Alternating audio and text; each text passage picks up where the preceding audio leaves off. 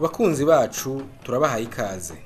Mu matariki arangiza ukwezi kwa Ndamukiza n'intango z'ukwezi kwa Rusama umwaka wa 2014 umukuru w'igihugu c'u Burundi nyenicubahiro Petero Nkurunziza yarasanze abene gihugu ku Kivi nkuko biri mu vyo yiyemeje kugira aganire nabo barabire hamwe ivyokorwa ufatiye ku vyo baba baganiriye. Duhere ku nama yagirishije ku murwa mukuru w'intara ya Muramvya. Yahuje abarongoye abandi mu gisirikare no mu gipolisi, abarongoye abandi mu bushikiranganje bw'ubutungane hamwe n'ababuramatari barongoye intara z'u Burundi.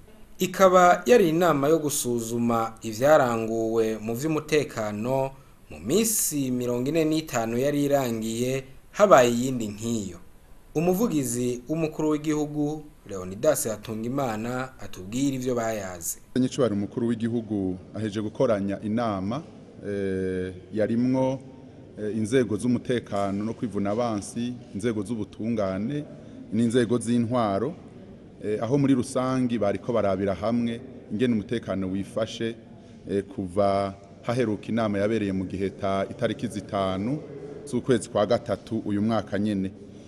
Muri rusangi rero basanze umutekano wariyongereye cyane mbere, ikibigaragaza bimwe mu bibigaragaza nuko biboneka ko abanyagihugu bari ku mirimo, bari ku bikorwa atawandya wangura, bikaboneka kandi ko kumbibe duhana n'ibindi bihugu umutekano uhari, uruja n'uruza ari gose hagati y'ibihugu duhana imbibe na twebwe.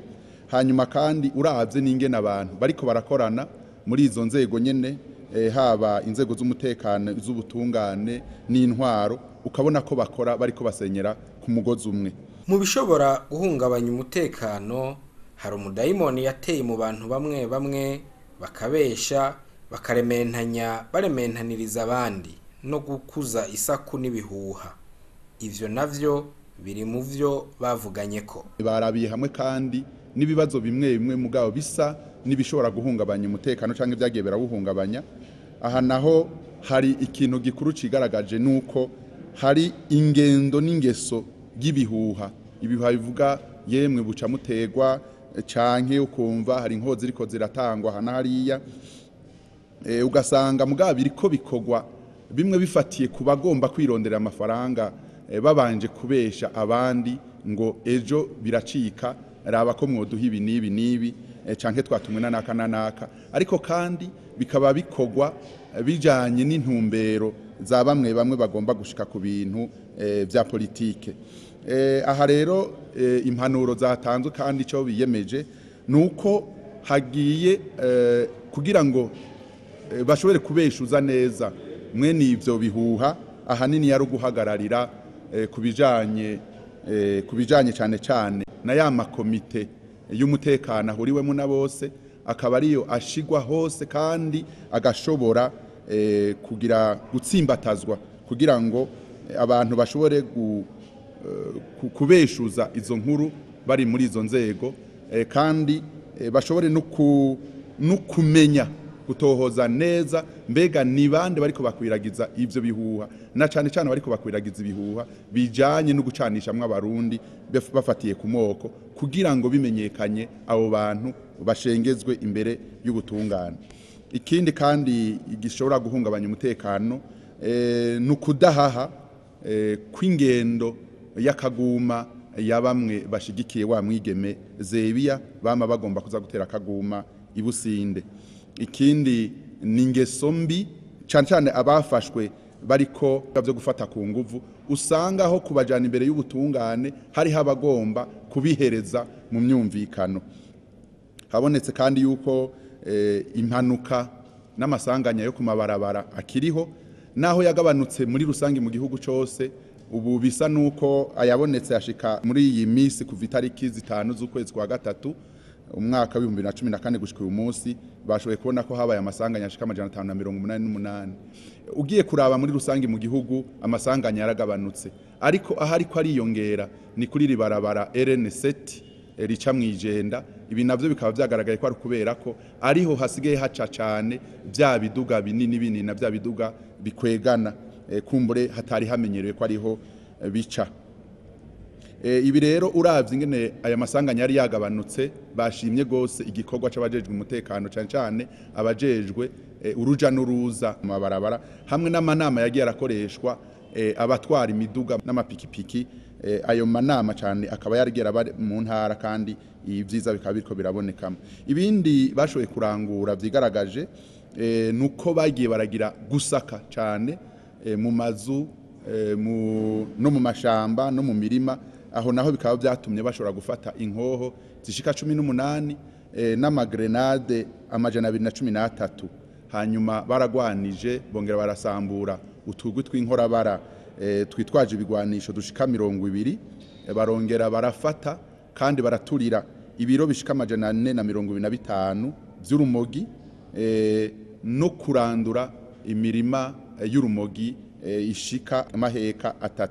Nyene cyubahiro umukuru w'igiro yabandanije abaha n'izindi mpanuro zisanzwe ziri no muri izi, ariko cyane cyane ashimikira kuri iki cuko bakwiye kurikanura uyo wese ariko aragomba kuzana kubiba imbuto y'amacakubiri mu Burundi afatwe ashengezwe ku mugaragaro. Akaba yabashimiye cyane ku kugene bitanze ku manota 92 kwijana yari yabahaye ejo bundi muri iyo nama yabereye mu Giheta. Uyu munsi yongeye ko yandi yabahaye amanota 93. Ngivyo muri rusangi bivuye muri iyi nama nyine cyubahiro umukuru w'igihugu aje kugirisha baraba cyane cyane ikibazo c'umutekano, haba inzego z'umutekano z'ubutungane n'izintwaro. Sebarundi kandi yarabonanye n'abaserukiye abandi mu karere ko hagati mu gipolisi harimwo n'ababarongoye hejuru. Ivyo bayaze tubibwirwa n'umuvugizi w'urwego rw'igipolisi cy'u Burundi ni Hermenegilde Harimenshi. Agerageza kumva uko umutekano wifashe mu karere baba bakoreramwo, naho aba yamaronka amaraporo y'umutekano mugabo akakeneye kwishikira ku kivi kugira ngo yiganire n'abapolisi amaso mu yandi bamubwire ingene bakora akazi, ingorane bahura nazo n'ibindi bibazo baba bafise vyijyanira. Hanini ibibazo bamushikiriza ubwa mbere ho ubaserukira aramubwira ingene umutekano wifashe muri rusange, hanyuma akavuga n'ibibazo atugwa n'abapolisi. Mu nyuma rero n'abapolisi bakaronka kanya mu migwi yose kwishikiririza ibibazo bibega. Ibibazo rero hanini ubona bavuga mu bijanye n'akazi, baravuga nyene ibintu bijanye n'ubukene bw'ibikoresho usanga bidakwiye, kandi igipolisi cyo muri ibi bihe ari igipolisi bisaba ko kija ku rugero rw'ibindi bipolisi kugira ngo gikora akazi mu buryo bwiza abanyagihugu bashima. Ibindi bibazo batura umukuru w'igihugu muri rusange usanga ari ibibazo vyerekeye imibano n'ibibazo by'imibereho yabo ya misi yose abapolisi, nk'uko n'abandi bakozi bose usanga bafise ibibazo bibega.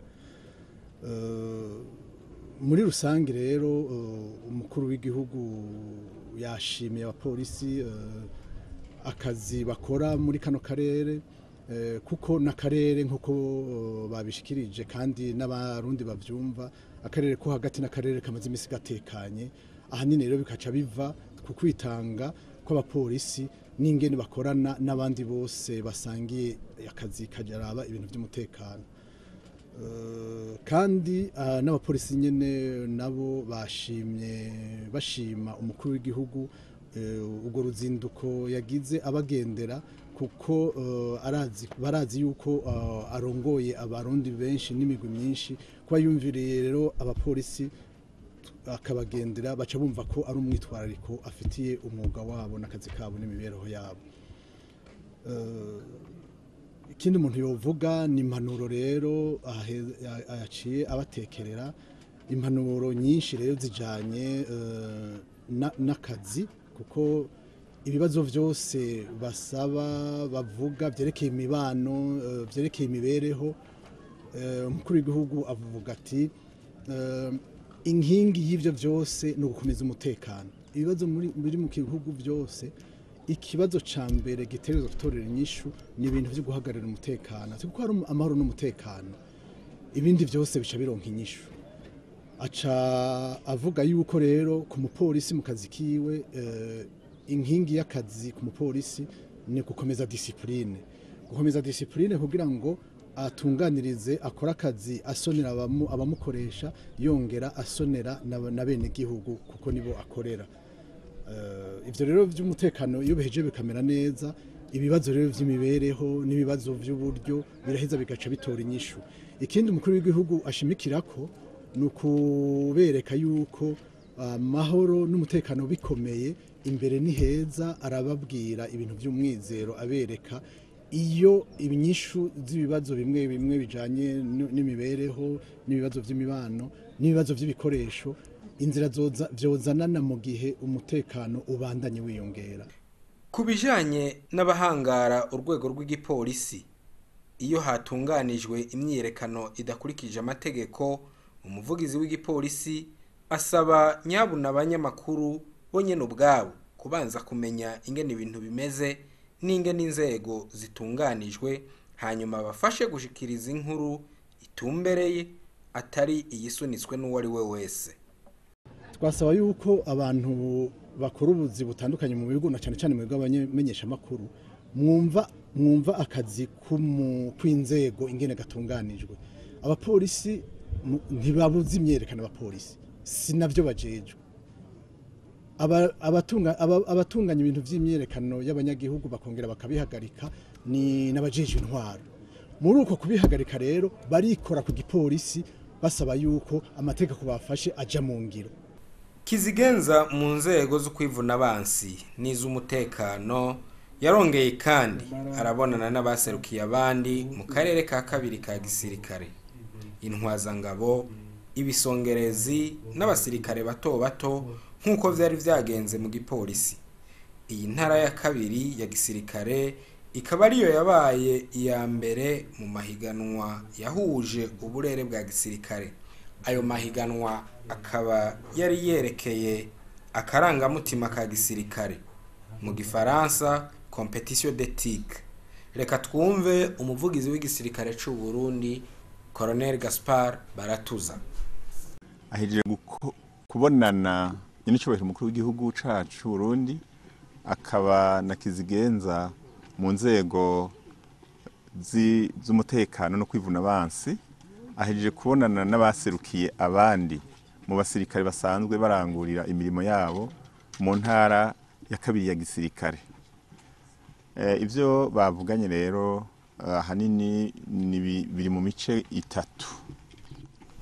Ubwa mbere bavuganye ibijanye n'umutekano kuko niyo murimo wa minsi yose w'inzi nzego iki gisata cacu, ingene arabaha impanuro ingene borangura akazi basanzwe bajejwe kandi basanzwe banabikora neza. Aranabashimira igikorwa bamaze kurangura abasirikare bo mu ntara ya kabiri ya gisirikare. Aranavuga n'igituma yatoye gutangurira ngaha Igitega,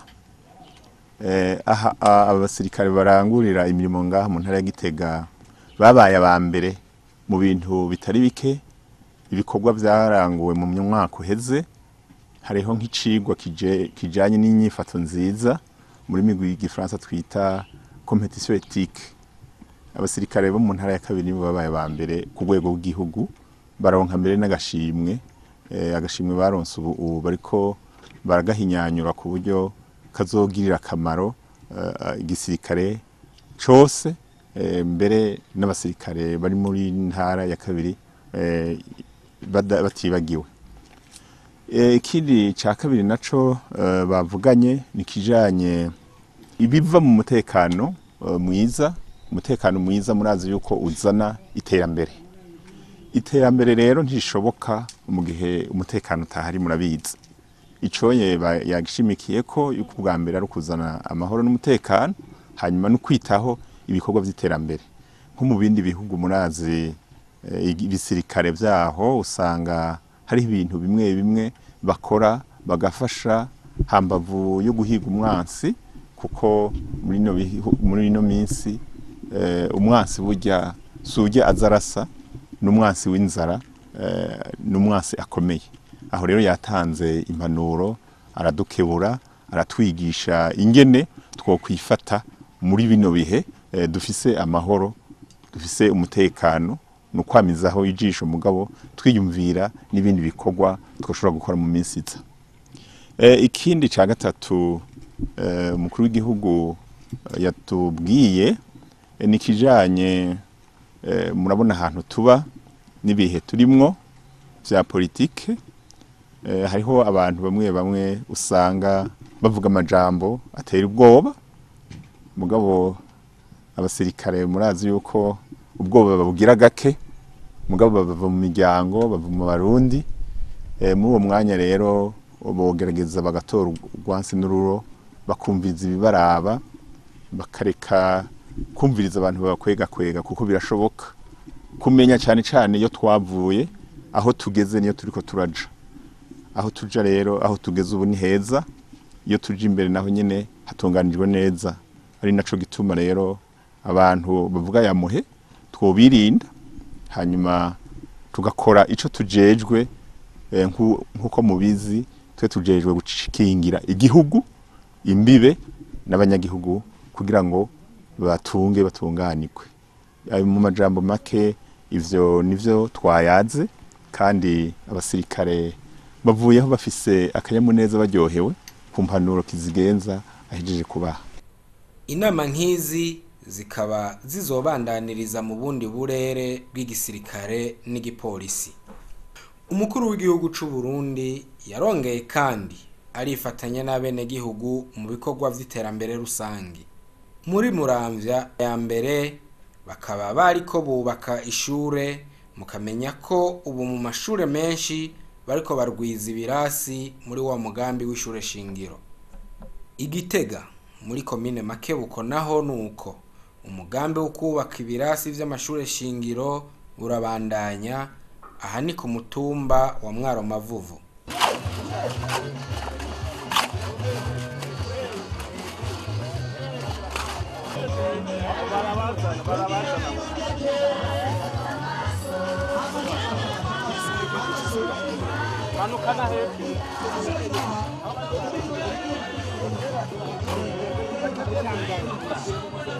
Aha nyene mu ntara ya Gitega umukuru w'igihugu c'u Burundi akaba yarifadikanije n'abasirikare bakorera ku biro vy'akarere ka kabiri ka gisirikare, aho bariko barubaka inzu niniya ishobora kuzokorerwamwo ibikorwa bitandukanye nk'amanama n'ibindi.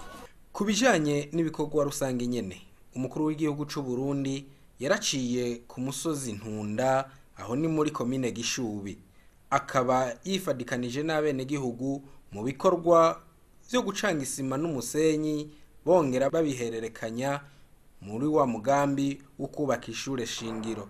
Mukabona ko ibindi birasi vyasa n'ivyuzuye kandi biza biriko birakoreshwa.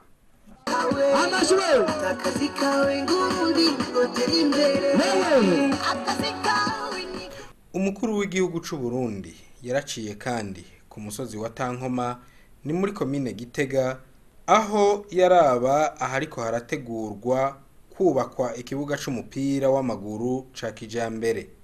Ikibuga c'umupira w'amaguru ca kijambere gikwije ivyangombwa mpuzamakungu, ibikorwa bikaba bikiri mu ntango. Umukuru w'igihugu c'u Burundi yaragendeye kandi ishure ryisumbuye riri mu gisagara ca Gitega, araganiriza abarongozi b'iryo shure eka n'abarongoye abanyeshuri ubwabo. Iryo shure ikaba ari Musinzira, tukabibutsa kandi ko ari n'ishure ryamureze kuva mu mwaka w'indwi gushika arangiza amashure yisumbuye.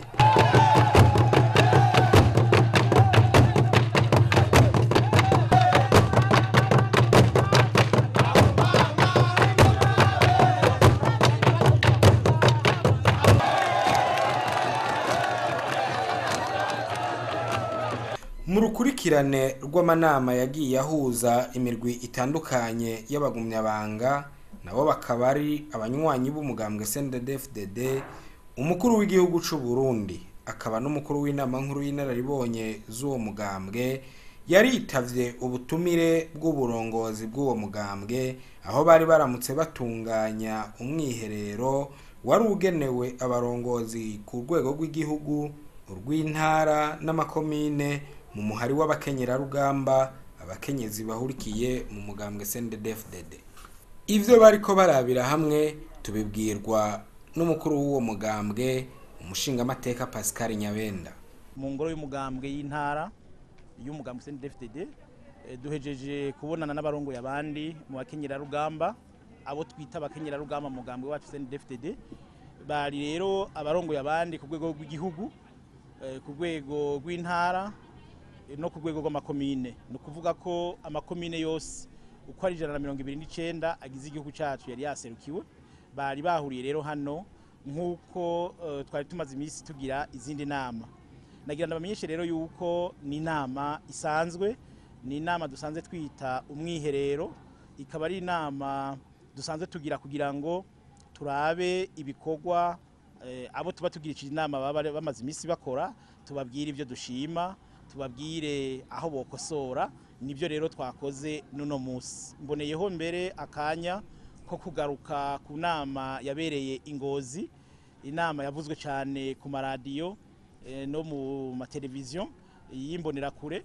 Nayo nyene yari inama nkiyi, uko murazi ko umugambwe CNDD-FDD ufise imihari ibiri, umuhari w'imbonera kure no kuvuga ugwaruka hamwe n'umuhari w'abakenyerarugamba. Uko rero twagiranye inama nabo hari Ingozi, niko twagiranye inama na buno musi. Nta gishasha twavuze, nta kidasanzwe twavuze, nizo mpanuro nyene duheza tugatanga mu buserukizi bukuru bw'umugambwe. Hanyuma nyene ishubahiro umukuru w'igihugu asanzwe ari n'umukuru w'inama nkuru y'inararibonye mu mugambwe wacu, nawe agaheza agatanga impanuro ku ruhande rwiwe. Nuko tubigenza, kandi iyi nama ikaba bya inama igirindwi tugize ku migwi itandukanye.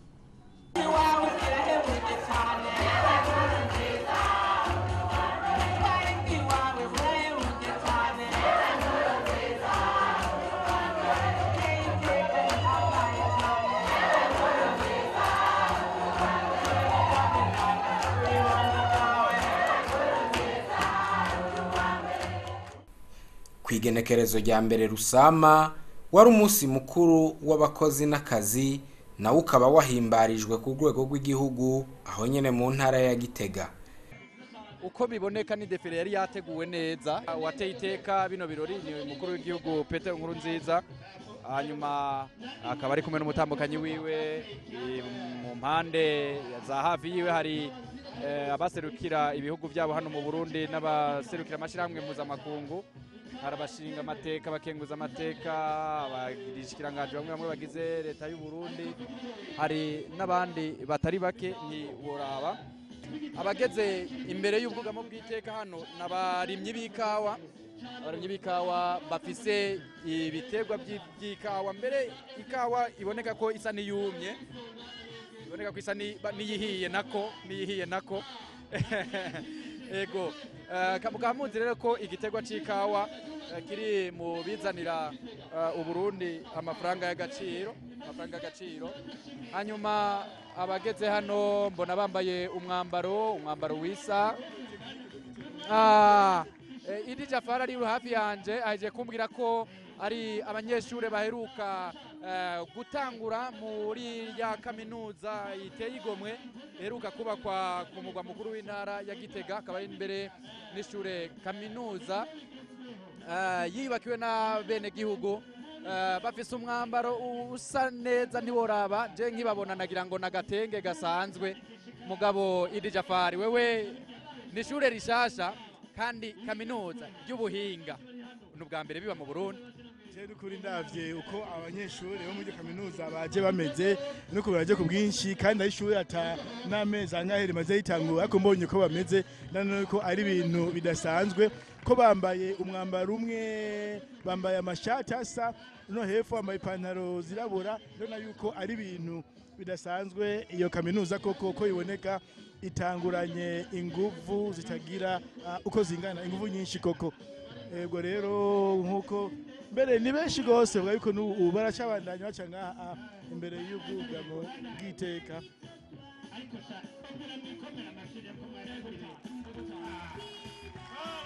Baranezerewe cyane gose, uravye ko bameze ko ari kaminuza itanguranye inguvu zidasanzwe. Ego Idi Jafari urakoze je naje imirani nezereje sinokubesha abo bashitsi imbere yacu ni bijanye ngo faculté des sciences juridiques administratives et politiques ni gisata muri eneriere nitwari tukimenyereye uko ndabibonye mbona amategeko. Ego nivyo ikintu giteye igomwe rero nuko ni ishure ryubakiwe n'abene gihugu bere uriravye ni ishure riteye igomwe. Idi Jafari uramaze kuhaca? Jewe ndamaze kuhaca mbere nejo haheze twarahaciye tuga yuko ariko ravyo uko rimeze ugacuraba n'abanyeshuri bahari wogira ngo ntabahari banganuko ariko abanyeshuri bahari ni benshi gose nyakwiraje nayo ni nyatego zikintangaje nuko ahubwo nyantu myasigaye ku ishuri bose baziye rimwe nta n'uwasigaye kumuhana. Ni ibintu bikomeye cyane gushikana yuko banezerewe no kubona abiga muri iryo shure kandi ishure rifise kumwe itangwa ngo birasanzwe biravye n'ukuntu abanyeshure bifashe kuri uno munsi mukuru w'abakozi n'akazi. Igitega je mbona bitoroshe iti kuko aba bana bari imbere bageze imbere y'ubwugamo bw'iteka rabo kuntu batambuka neza nabo mu mashuri yisumbuye mato abo no mashuri mato akona yuko bafite kazoza kadasanzwe kuko uravisha kabafise kuvuga yuko mashuri mato ayisumbuye yo Igitega ni menshi gose kaminuza nayo yarayije tuvuga yuko abatavye y'amasoro. Aha abakozi bamwe bateye iteka igihugu bakaba barahawe ubushimwe na nyene icubahiro umukuru w'igihugu. Sebarundi yaboneyeho gutera kamo abanyeshuri bari bamaze iminsi bari muri yegeregere ngo bagaruke ku mashure.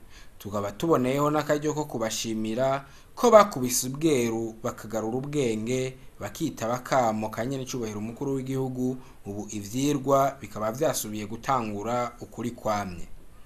Umukuru w'igihugu c'u Burundi akaba kandi yarateye akamo abarundi ngo bipimishe umugera wa sida bamenye uko amagara yabo yifashe maze bamenye uko bifata mu buzima bwa misi yose. Turasavye abarundi bose guhagurukira umugambi wo kwipimisha ku gushake umugera wa sida kuko mu bintu bitononeye iterambere navyo nyene uyu mugera wa sida uradutwara abantu benshi b'incabwenge kandi b'inyerebutsi rimwe ne mugasanga bagendana umugera wa sida atavyo bazi. Turifuza yuko akwiye kwipimisha cyane duhereye ku bagabo baza baripimisha kuko nibaza n'abagore kwipimisha. Genda mwipimishe kugira ngo mumenye uko amagara yanyu yifashe sina sida gusa hari n'izindi ngwara ibisukari n'ibindi usanga ziriko ziradutwara abantu boteje imbere igihugu. Hamikina cyo twosozerera ko nikiguhamagarira abarundi twese twama tukivuga n'urakigarutseko tumenyere guhera no munsi kuvyara abo umuryango n'igihugu dushoboye kurera kuko azogera naho dukora tunanigwe. Biramaze kugaragara ko mu miryango imwe abantu zwe bicana kubera babuze ico bajya babuze ico bakora. Rero kino kintu dufate nka nkama mu misi iri imbere twimirije kuzokora ko twategura n'itegeko ibwirizwa niyo tugeze kuraba ahantu twofata tutashobora kurenza ukazorenza abana tuzovuga muri iryo tegeko abazorenga ko hariho bimwe mweretezo yahore sanzwe ikora itazogukorera uzosha wimenya. Hari ibindi bihugu byafashe ingingo zikomeye cyane nk'Ubushinwa. Mu Bushinwa bagizeho bafata ingingo yuko batarenza umwana umwe mu muryango ariko twebwe abarundi benshi bifuza yuko umuryango atorenga abana batatu. Akaba ari no kuri ako kamo ka Sebarundi turangirije ko Imana iziga mu Burundi n'abarundi naho ubutaha.